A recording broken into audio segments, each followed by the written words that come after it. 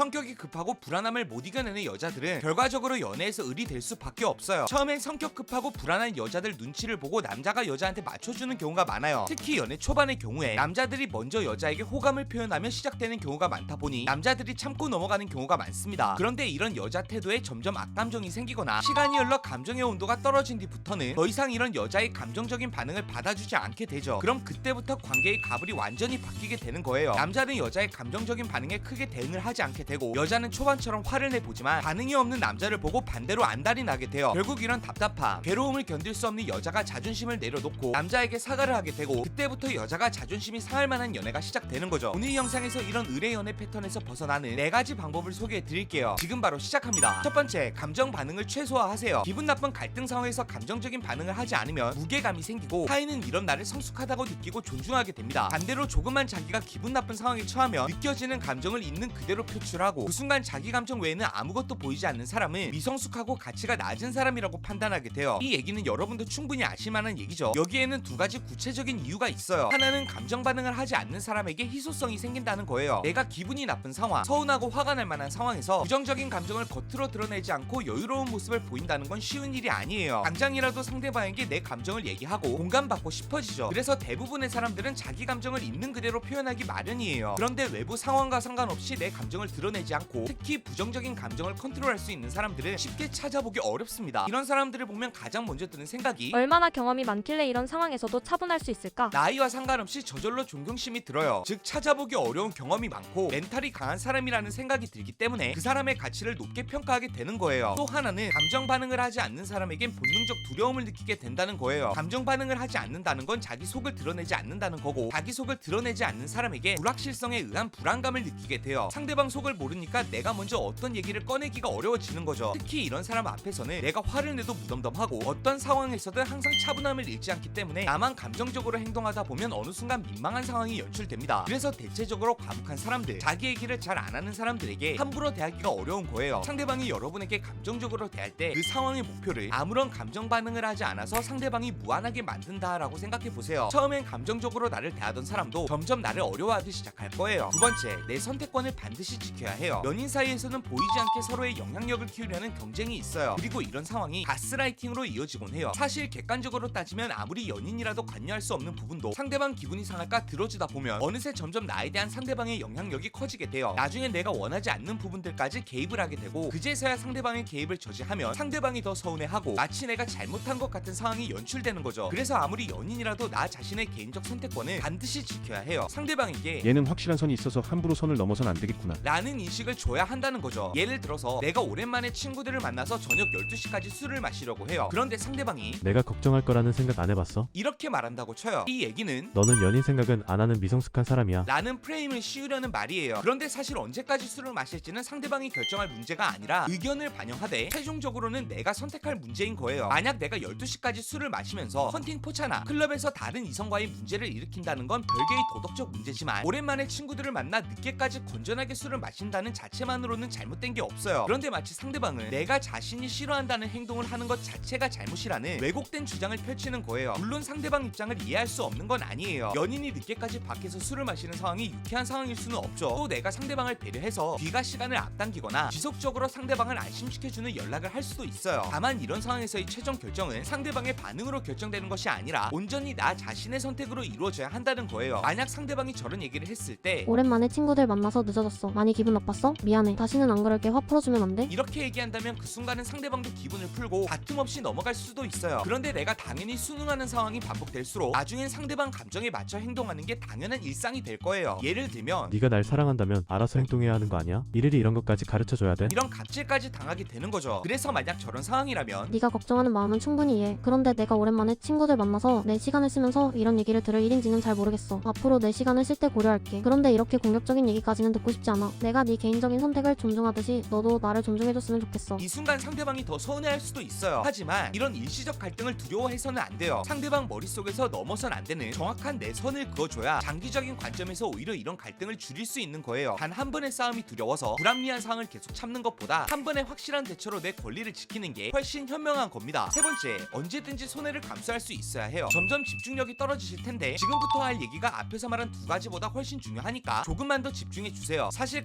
갑을 관계가 정해지는 결정적 포인트는 관계에 누가 더 아쉬움을 느끼는가예요. 사회적 가치가 높은 여자와 가치가 낮은 남자가 만났을 때 남자가 여자 비위를 맞추게 되는 이유도 가치가 높은 여자 입장에선 이 정도 레벨의 남자를 만나기가 어려운 일이 아니지만 가치가 낮은 남자 입장에선 이 정도 레벨의 여자를 만나는 게 쉬운 일이 아니기 때문이에요. 물론 관계가 장기적으로 이어지면서 서로에 대한 의미가 생기면 더 이상 사회적 가치가 중요하지 않을 수도 있지만 1차적으로는 객관적 가치가 낮은 사람이 가치가 높은 사람을 아쉬워하게 된다는 거죠. 여기서 알아야 할 건 사실 가치가 높다라는 사실 자체로 갑을이 결정되는 건 아니라는 거예요. 핵심은 누가 더 결과적으로 아쉬움을 느끼는가예요. 가치가 높을수록 환경상 상대방에게 아쉬움을 느끼지 않을 가능성이 높다는 거지, 가치가 높다는 자체만으로 꼭 아쉬움을 느끼지 않는다고 말할 수는 없는 거예요. 예를 들면 결핍이 있는 사람들의 경우 자신의 가치가 충분히 높은데도 연애만 시작하면 관계에 아쉬움을 느끼기도 해요. 그래서 내가 얼마나 손해를 감수할 수 있는가에 의해 연인 관계에서의 갑을 관계가 정해져요. 흔히 알고 계시는 더 좋아하는 사람이 을이 되고 덜 좋아하는 사람이 갑이 된다, 이 얘기도 더 좋아하고 덜 좋아하고는 환경인 거고 결국 누가 더 손해를 많이 감수할 수 있냐라는 걸로 결정되는 거예요. 그런데 이런 여유로운 모습을 보여주고자 난 헤어져도 전혀 상관없어 이런 식으로 표현하는 건 단기적으로는 효과를 볼 수 있지만 단기적으로는 관계에 부정적 영향을 끼쳐요. 그래서 합리적이고 명확한 기준이 필요해요. 나도 기본적으로 너를 사랑하고 이 관계를 지키고 싶어. 하지만 감정을 못 이겨서 불합리하고 서로에게 나쁜 영향을 끼치는 관계를 선택하지는 않을 거야. 슬픔에 휩싸여서 합리성을 잃는 그런 사람이 되지는 않을 거야. 이런 기준들이 있을 때 상대방이 선을 넘지 않게 되는 거예요. 네 번째,